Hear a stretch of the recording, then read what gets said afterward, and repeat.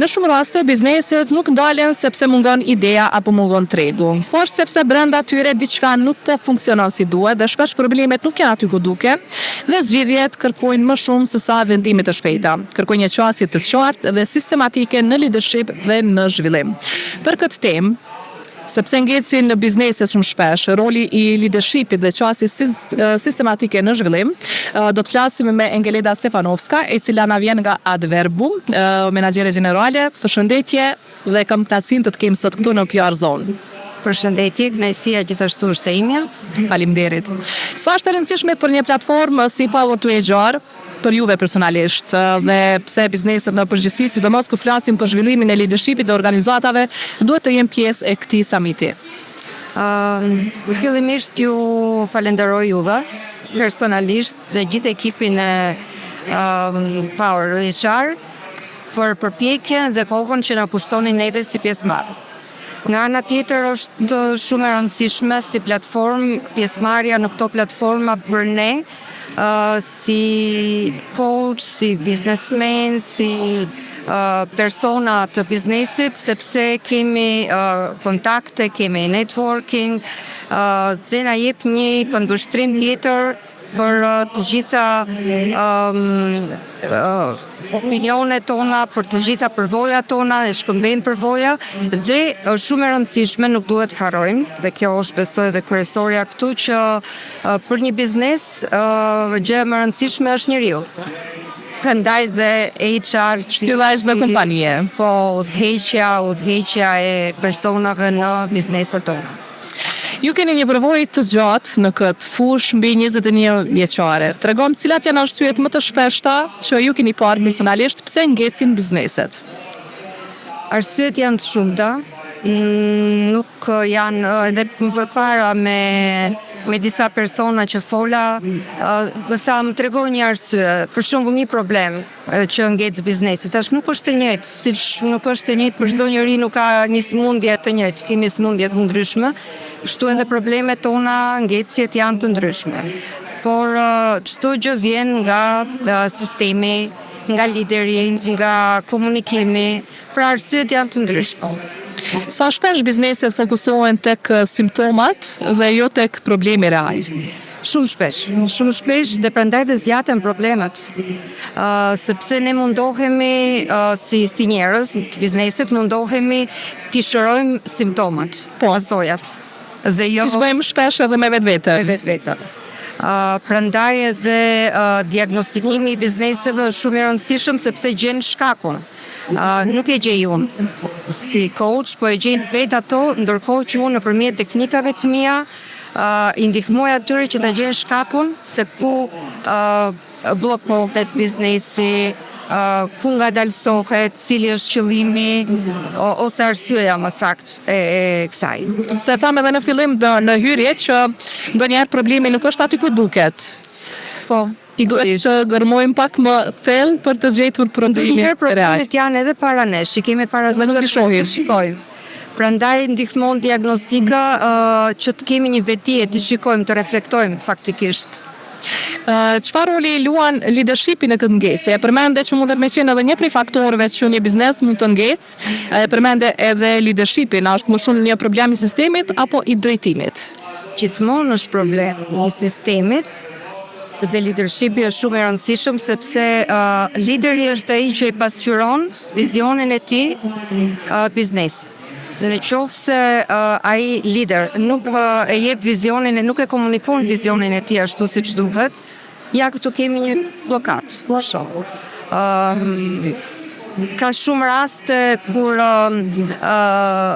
leadershipi duhet jetë, sepse ai jep udhëheqjen, bën udhëheqjen e biznesit dhe lideri është ai që duhet t'i komunikojë idetë dhe ndonjëherë merr edhe shumë përgjegjësi mbi vete.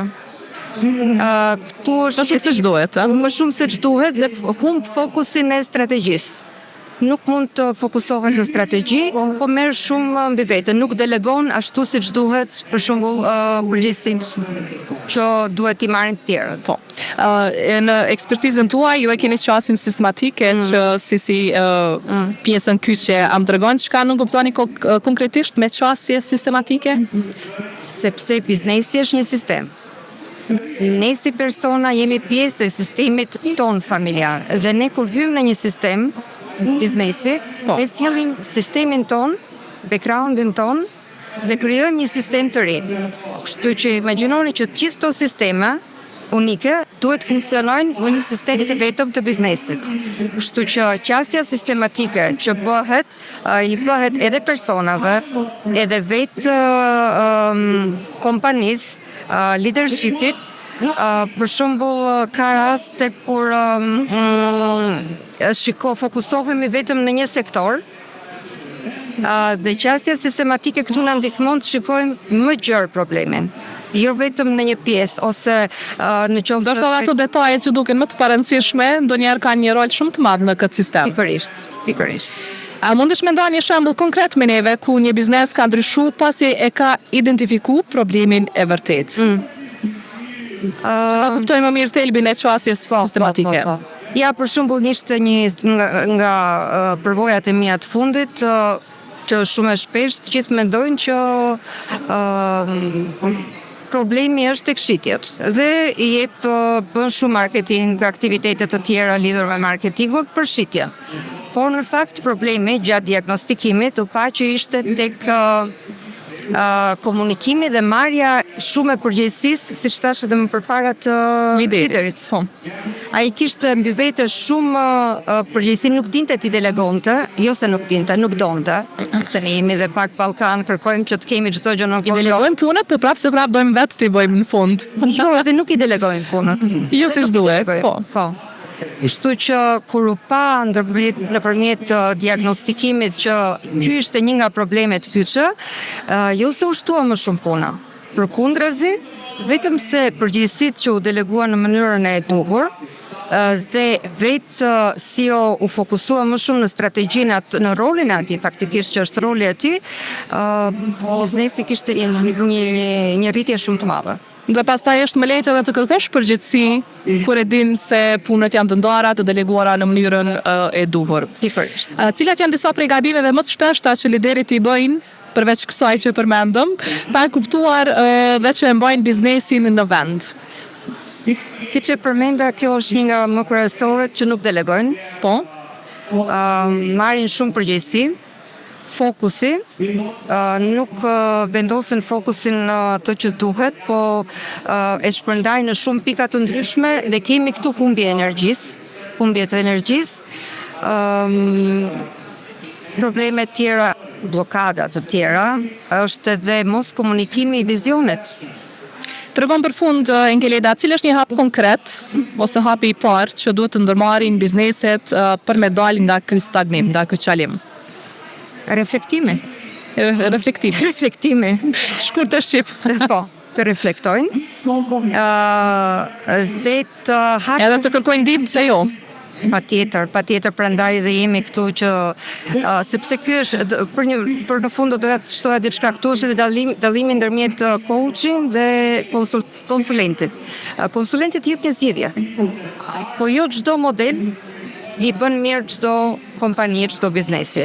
Ndërkohë që puna ime si coach është që unë t'i bëj ato pyetjet e duhura dhe vetë pjesëmarrësit, punonjësit, lideraciot kenë ato momente, prandaj është reflektimi dhe ato e gjejnë vetë problemin. Pak rolin e psikologët, pak të hetuesit, të gjitha nga pak. Faleminderit shumë që ishe sot me neve, ishte kënaqësi biseda. Kënaqësia suksese. Faleminderit shumë.